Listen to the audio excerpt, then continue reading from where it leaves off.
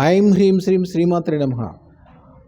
సంతానము కలిగజేసే రహస్యమైన మంత్ర విధానము ఆది శంకరాచార్యులు మనకి లోకానికి తెలియజేశారు.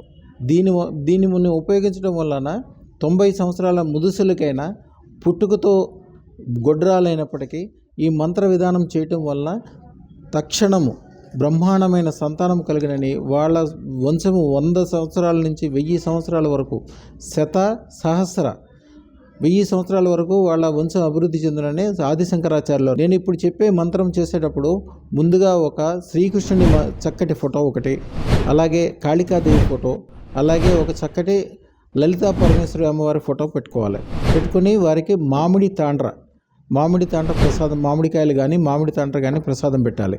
దాంతోపాటుగా చక్కగా తామర పూసల మాల తీసుకుని 108 సార్లు మార్నింగు, రాత్రి పడుకునేటప్పుడు 1008 సార్లు కానీ మీ ఊరిని బట్టి తక్కువ చేయగలిగితే కూడా